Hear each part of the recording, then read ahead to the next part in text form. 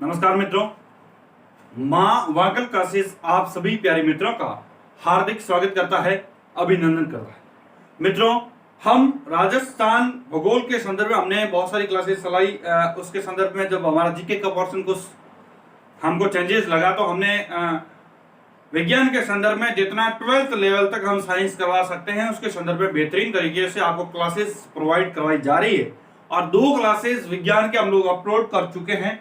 आज बात करेंगे साथियों, कोशिका जो हमारा टॉपिक चल रहा है उसके अंदर ही कोशिका के अवयव चल रहे हैं। उसके अंदर आज हमारा छठा पार्ट कह सकते हैं, कोशिका अवयव का छठा भाग कह सकते हैं या फिर छठा अवयव कह सकते हैं, वह है साथियों रिक्तिका। उसके बारे में बात करने वाले हैं। तो पहली बात, आप सभी प्यारे साथियों को समझने की जरूरत है कि रिक्तिका की खोज किसने की और रिक्तिका होती क्या है। तो मैं आपको बहुत अच्छी तरीके से बता दूं प्यारे मित्रों कि मैंने सबसे पहली बात तो यह है कि मैंने जब दूसरा वीडियो बताया, वीडियो नंबर 2, जब वीडियो नंबर 2 आप कोशिका का देखोगे उसके अंदर मैंने आपको विथ डायग्राम एक स्लाइड के माध्यम से आपको समझाया था मित्रों कि किस प्रकार से कौन कौन से कोशिका के अवयव है और कहां पर अवस्थित होते हैं, इसके बारे में मैंने बात की थी। आपको थोड़ा सोचना है साथियों कि मैंने वीडियो नंबर 2 में देखा और यदि आपने वीडियो नंबर 2 नहीं देखा है तो कोशिका का वीडियो नंबर 2 देखेंगे तो ही आप इन चीजों को बहुत बेहतरीन तरीके से समझ पाएंगे, याद कर पाएंगे। अन्यथा आपके लिए थोड़ा सा डाउटफुल सेशन रह सकता है। इसलिए वीडियो नंबर 2 को पहले देखिएगा और उसके बाद देखते हैं साथियों वीडियो नंबर 3। आज जो कोशिका का थर्ड पार्ट हम लोग लेकर आ रहे हैं उसके संदर्भ बात करते हैं रिक्तिका होती क्या है मित्रों। तो बात यह है कि आपने नाम सुना होगा साथियों, पादप कोशिका के अंदर मैंने आपको बताई थी इस आकार की होती है, ये आकार होता है इसका। जैसे ये कोशिका है, जैसे कोई भी आप ये जंतु कोशिका क्षेत्र बना रहा हूं, बाकी पादप है तो कोशिका भित्ति जोड़ना और कुछ करना है नहीं। तो ये है साथियों कोशिका के अंदर ये वाला भाग, यहाँ पर वैसे न्यूक्लियस होता है लेकिन कहीं पर भी हो सकती है कि कह सकते हैं कि ऐसी आकार की हो जाती है, खड्डो, अपने मारवाड़ी वाले बोलते खड्डो होता है, या फिर कह सकते हैं रिक्तिका, वैक्यूल होती है जो क्या करती है साथियों, कोशिका का स्पीड दाब बनाए रखने का काम करती है, ट्रिगर प्रेशर बोलते हैं उसको बनाए रखने का काम करती है, जिसका नाम है साथियों रिक्तिका। और जो भी कोशिका में अपशिष्ट पदार्थ है उनका स्टोरेज भी करती है, यह है रिक्तिका। तो बात करते हैं मित्रों रिक्तिका होती क्या है और कौन सी झिल्लीबद्ध, मैंने बात की थी लाइसोसोम की एकल झिल्ली से परिबद्ध कोशिका। उसी प्रकार से रिक्तिका के अंदर खास बात यह है प्यारे मित्रों कि एकल झिल्ली से परिबद्ध कोशिकांग ही रिक्तिका है। लाइसोसोम है तो एकल झिल्ली परिबद्ध कोशिकांग है, रिक्तिका है तो भी एकल झिल्ली से परिबद्ध कोशिकांग। इस बात को अपने दिमाग के अंदर बैठा लेना, यह आपके लिए परीक्षा उपयोगी रामबाण है और इसके लिए कोई भी किसी प्रकार का प्रश्न बन सकता है। इसलिए आप अपने आप को थोड़ा मजबूत रखें। और ये कोशिका है तो कोशिका अंदर होती है रिक्तिका और वैक्यूल कहते हैं इनको इंग्लिश के अंदर, और रिक्तिका एकल झिल्ली से परिबद्ध कोशिकांग है। इसकी खोज ल्यूवेनहॉक ने की। तो आपके अंदर दिमाग के अंदर ये प्रश्न बैठना चाहिए कि ल्यूवेनहॉक ने रिक्तिका की खोज की तो ल्यूवेनहॉक ने और क्या खोजा। जब मैंने वीडियो नंबर 1 कोशिका का पहला पार्ट बताया उस वक्त मैंने प्यारे साथियों को बताया कि ल्यूवेनहॉक ने जीवित कोशिका की खोज की। तो आपके अंदर 2 दिमाग के अंदर कंसेप्ट बैठ जाना चाहिए कि ल्यूवेनहॉक ने जीवित कोशिका की खोज की है तो ल्यूवेनहॉक ने रिक्तिका की खोज भी की है। और बहुत अच्छी बात यह है कि खोज तो ल्यूवेनहॉक ने की लेकिन प्यारे मित्रों डुजार्डिन ने इसका नाम दिया, रिक्तिका नाम डुजार्डिन के द्वारा दिया गया।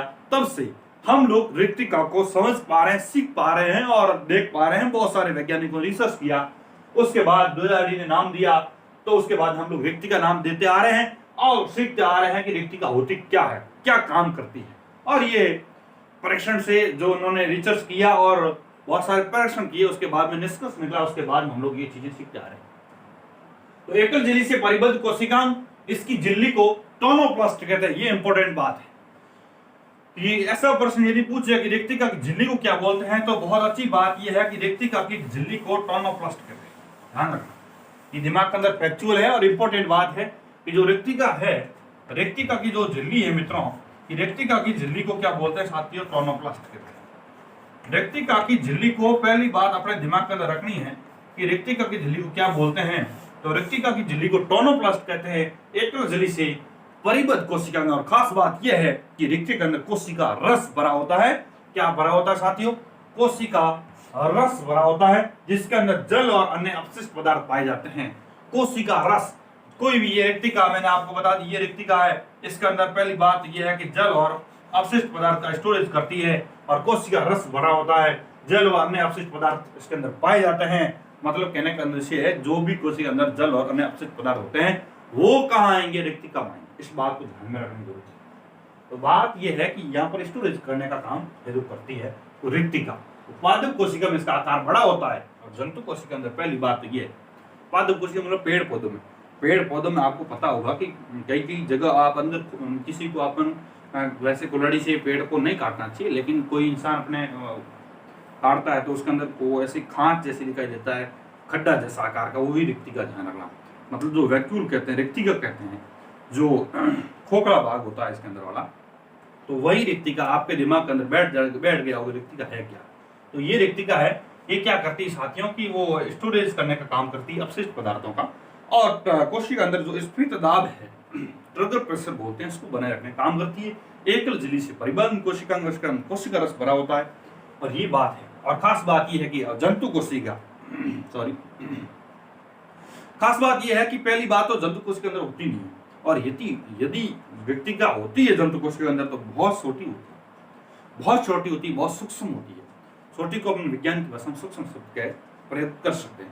इसलिए कह सकते हैं कि जंतु कोशिका के अंदर रिक्तिका सबसे सूक्ष्म या तो अनुपस्थित होती है या सूक्ष्म होती है, लेकिन पादप कोशिका के अंदर रिक्तिका बहुत बड़ी होती है, जो क्या करती है, स्टोरेज का काम करती है।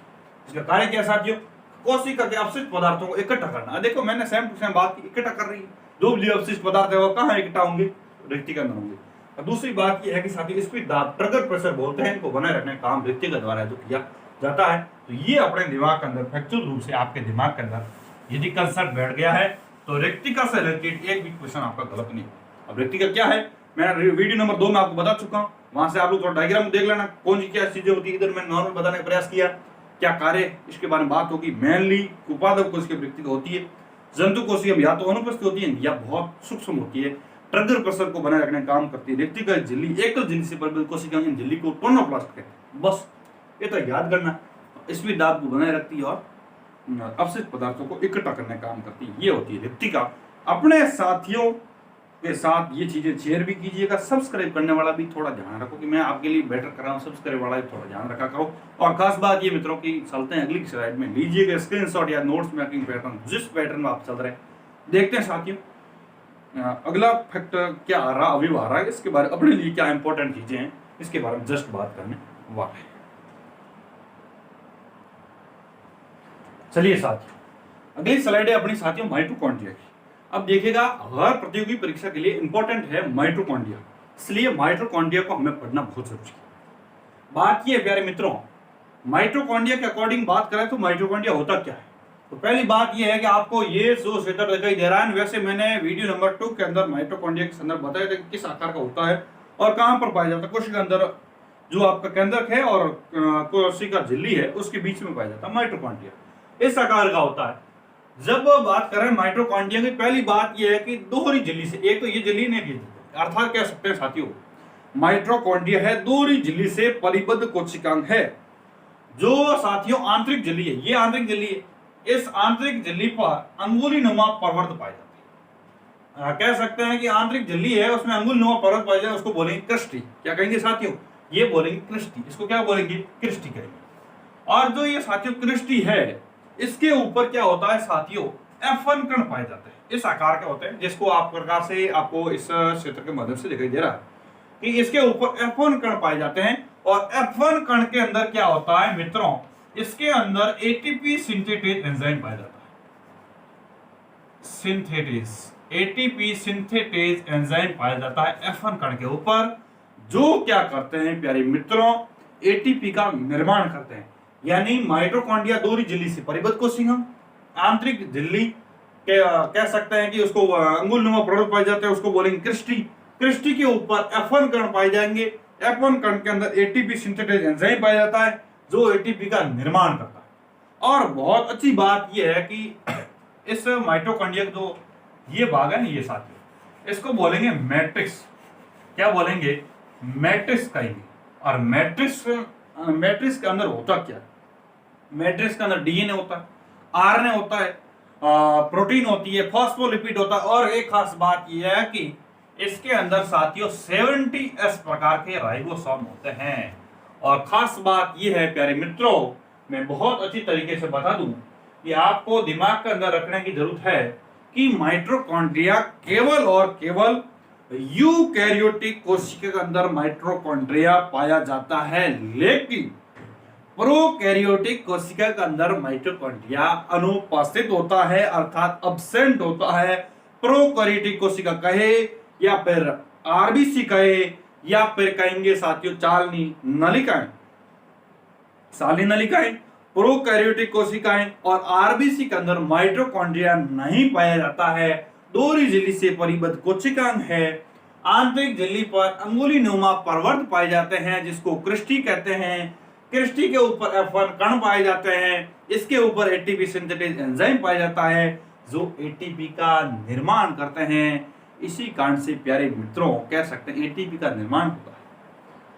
क्लियर? और खास बात ये जो मैट्रिक्स है इसके अंदर डीएनए, आरएनए, प्रोटीन, फॉस्फोलिपिड और 70S प्रकार के राइबोसोम पाए जाते हैं। इस मैट्रिक्स के अंदर इस बात को अपने दिमाग के अंदर रखने की जरूरत है, तभी आप एक बेहतरीन स्टूडेंट है जो बन पाएंगे। आपका जो कंसेप्ट है वो एकदम तैयार हो सकेगा। और खास बात यह है कि प्यारे मित्रों मैं बहुत अच्छी तरीके से बता दूं कि एक खास बात यह है कि डीएनए की उपस्थिति है। इसी कारण से प्यारे मित्रों माइटोकॉन्ड्रिया के अंदर द्विगुण की क्षमता पाई जाती है, लेकिन यह क्षमता केवल कोशिका द्रव्य की उपस्थिति में होती है।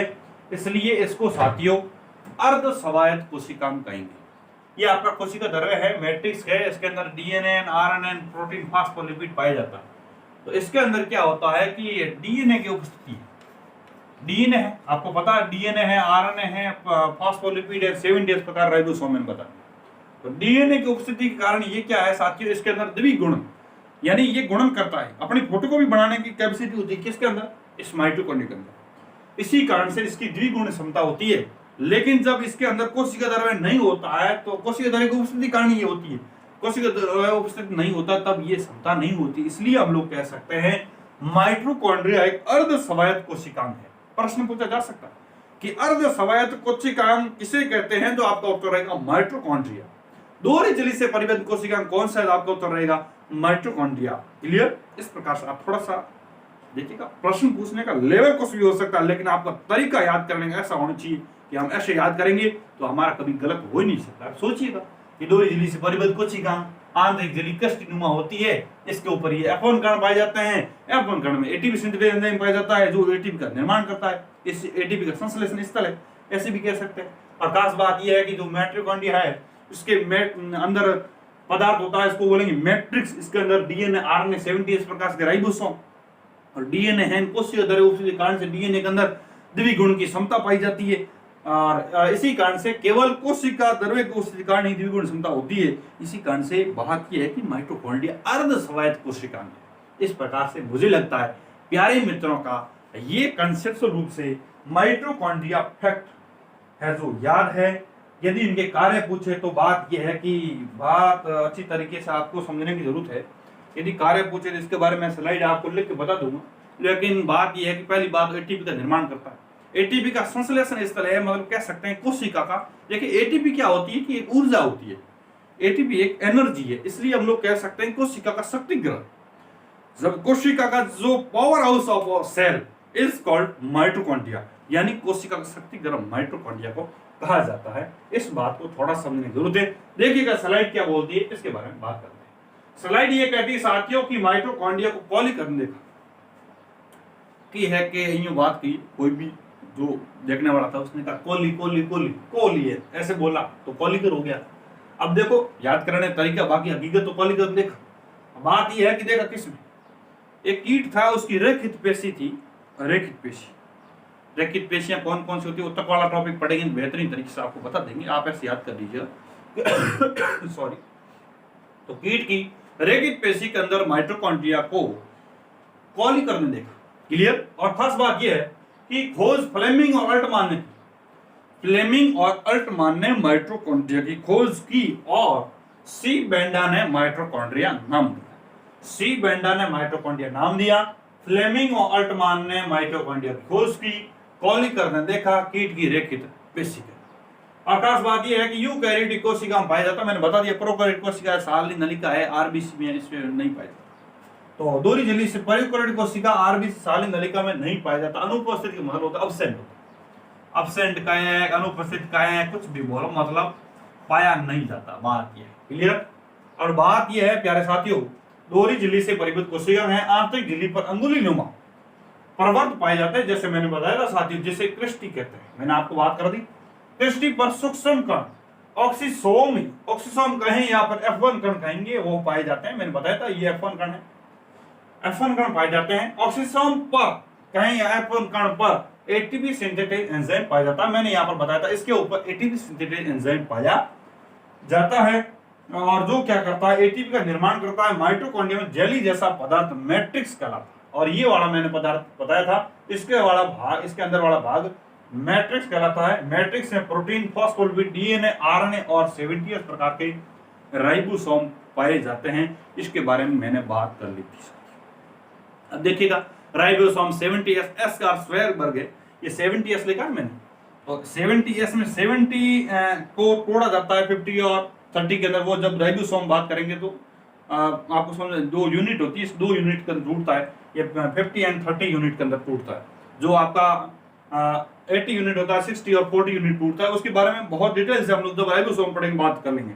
लेकिन इस S का अर्थ क्या होता है, 70S, S का अर्थ होता है साथियों स्क्वायर वर्ग, स्क्वायर वर्ग। इस बात को ध्यान में रखना, अपने दिमाग के ऊपर अपने फैक्चुअल रूप से काम आएगा। बाकी एग्जाम के लिए इंपॉर्टेंट यही है कि माइटोकॉन्ड्रिया के अंदर कितने मतलब जो आपका राइबोसोम होते हैं वो 70S प्रकार के होते हैं, ये आपको दिमाग के अंदर रखने की जरूरत है। तो ये बात आपके फैक्चुअल रूप से दिमाग के अंदर बैठ गई होगी कि एक दोहरी झिल्ली से परिबद्ध कोशिका हैं, आंतरिक झिल्ली पर अंगुलियों में प्रवर्त पाए जाते हैं, जिसको क्रिस्टी बोलते हैं, और क्रिस्टी पर सूक्ष्म कण पाए जाते हैं, सूक्ष्म ऑक्सीसोम कहते हैं, उसको F1 कहें, यहाँ पर ऑक्सीसोम कहें।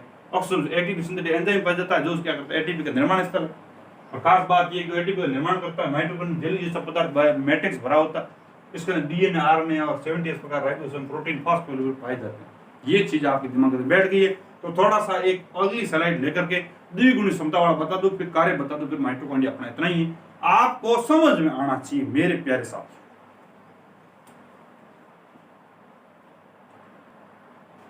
तो मैंने ये बात कर ली साथियों, ये अगली स्लाइड मैंने बना के आपको बता दी, फिर उसके बारे में उसके बाद चर्चा कर दी। लेकिन अब बात के मैं आपके लिए लिखने के लिए उद्देश्य से मैंने ये स्लाइड लिखी है कि डीएनए की उपस्थिति कारण से माइटोकॉन्ड्रिया में द्विगुण की क्षमता पाई जाती है, मैंने बताया था। और खास बात यह है कि लेकिन ये क्षमता केवल कोशिका द्रव्य की उपस्थिति में ही होती है। अब देखो डीएनए है माइटोकॉन्ड्रिया, मैंने बताया था माइटोकॉन्ड्रिया जो मैट्रिक्स है उसके अंदर डीएनए होता है, आरएनए होता है, प्रोटीन, फॉस्फोलिपिड और 70 प्रकार के राइबोसोम होते हैं, ये मैंने बात कर ली। लेकिन डीएनए की उपस्थिति है, इसी कारण से माइटोकॉन्ड्रिया में द्विगुण की क्षमता है। लेकिन ये क्षमता केवल तभी है जब तक कि इसके अंदर कोशिका द्रव्य है, यानी कोशिका द्रव्य की उपस्थिति तक ही, कोशिका द्रव्य की उपस्थिति में ही ये है जो साथियों द्विगुण की क्षमता है। इसलिए इसको अर्ध स्वायत्त कोशिकांग कहते हैं। ये आपके लिए परीक्षा उपयोग होगा। अर्ध स्वायत्त कोशिकांग किसे कहते हैं, तो माइटोकॉन्ड्रिया पर आपके दिमाग के अंदर बैठ जाना चाहिए, इंपॉर्टेंट है, इसलिए अपने आप को मजबूत तरीके से दिमाग के अंदर बैठा। और खास बात ये प्यारे मित्रों कि काम क्या है, तो एटीपी का संश्लेषण स्थल है, और इसीलिए कोशिका का शक्ति घर कहा जाता है। अब देखो मैंने कहा एटीपी से एनर्जी मिलती है, तो एटीपी एक ऊर्जा है, तो उसको हम लोग कहेंगे ये ऊर्जा का स्तर है, तो ये कह सकते हैं कि ये एटीपी का संश्लेषण स्थल है, तो इसको कोशिका का शक्ति घर भी कहा जा सकता है। इंग्लिश में बात करें power house of cell is called mitochondria, यानी माइटोकॉन्ड्रिया को कोशिका का शक्ति घर कहा जाता है। दूसरी बात ये साथियों कैप्स सर्कल का स्तर, जो कैप्स सर्कल क्या है कि मैं आपको बता दूंगा, जब ये फोटोफॉस्फोरिलेशन आपको प्रकाश संश्लेषण अभिक्रिया पढ़ाऊंगा तब आपको समझ में आ जाएगा कि सबसे पहले जब रिएक्शन होती है तो पौधों में किस प्रकार से होती है। तो ये कैप्स सर्कल वाला और अपने वाला जो खाना खाते हैं तो किस प्रकार से ये CO2 का निर्माण करता है, इसके बारे में जब बात करेंगे। माइटोकॉन्ड्रिया में रिएक्शन कौन सी होती है, कैप्स सर्कल में भाग लेते हैं तो कहाँ अभिक्रिया होती है, इसके बारे में बहुत बेहतरीन तरीके से समझ में आ जाएगा जब हम कैप्स सर्कल वाला आपको डिटेल समझाएंगे। लेकिन बात ये प्यारे मित्रों, आपके दिमाग के अंदर कार्य याद रखना है कि माइटोकॉन्ड्रिया कहाँ है, कैप्स सर्कल का स्थल कौन सा है, पहली बात तो माइटोकॉन्ड्रिया। एटीपी का संश्लेषण स्थल कौन सा है, तो माइटोकॉन्ड्रिया। और कोशिका शक्ति का कौन है, तो माइटोकॉन्ड्रिया। तो मैंने प्यारे साथियों आपके बीच में अभी है जो माइटोकॉन्ड्रिया के बारे में बेहतरीन तरीके से चर्चा की, उससे पहले मैंने साथियों रेक्टिका के बारे में बात की। तो आप अपने दिमाग के अंदर रखना, रेक्टिका का प्रश्न आए तो एकल झिल्ली से परिबद्ध कोशिका में टोनोप्लास्ट कहते हैं झिल्ली को, और खास बात ये स्टोरेज करने का काम करती है अपशिष्ट पदार्थों। और खास बात ये है कि एकल झिल्ली से परिबद्ध कोशिका पादप कोशिका बड़ी होती है, जंतु कोशिका अनुपस्थित होती है, और या फिर होती है तो बहुत सूक्ष्म होती है, बस इतनी बात। और काम क्या, कोशिका के स्पीड दाब को बनाए रखना और अपशिष्ट पदार्थों को इकट्ठा करना, ये रेक्टिका का काम। और खास बात ये प्यारे मित्रों, यदि आपको मैंने बताया माइटोकॉन्ड्रिया कुछ याद भी नहीं करना है, दो झिल्ली से परिबद्ध कोशिका माइटोकॉन्ड्रिया, आंतरिक झिल्ली है, उसके ऊपर क्रिस्टी जो अंगुलनुमा परवल पाए जाते हैं क्रिस्टी बोलते हैं, क्रिस्टी के ऊपर है जो साथियों F1 कण है, ऑक्सीसोम कण पाए जाते हैं, और जो एटीपी जिसके अंदर एटीपी सिंथेटिक एंजाइम पाया जाता है, इसलिए वो एटीपी इसलिए कह सकते हैं, भी कह सकते हैं, कोशिका शक्ति को कह सकते हैं। जो माइटोकॉन्ड्रिया मैट्रिक्स होता है जिसके अंदर डीएनए, आरएनए, प्रोटीन, फास्फोलिपिड 70 प्रकार के राइबोसोम पाए जाते हैं। और खास बात ये प्यारे मित्रों, डीएनए के उपस्थिति कारण से ही और साथ ही साथ कोशिका की उपस्थिति कारण से ही इसके अंदर डीएनए की उपस्थिति कारण ही द्विगुण क्षमता होती है। और द्विगुण क्षमता तब तक जब तक अंदर कोशिका द्रव्य है, कोशिका द्रव्य की उपस्थिति में ही द्विगुण क्षमता होती है, इसलिए माइटोकॉन्ड्रिया को साथियों अर्ध स्वायत्त कोशिका कहा जाता है। ये मैंने बात की, आप अपने दिमाग के अंदर फैक्चुअल रूप से मजबूती से इस जो फैक्ट है इनको बिठा लें। साथियों आज वीडियो हमारा इतना ही रहेगा, हम जल्दी आपकी कोशिकाओं के बारे में चर्चाएं चलती रहेगी हमारी, इसलिए हमारे साथ बने रहिएगा और अपने ज्ञान को बढ़ाते रहिए।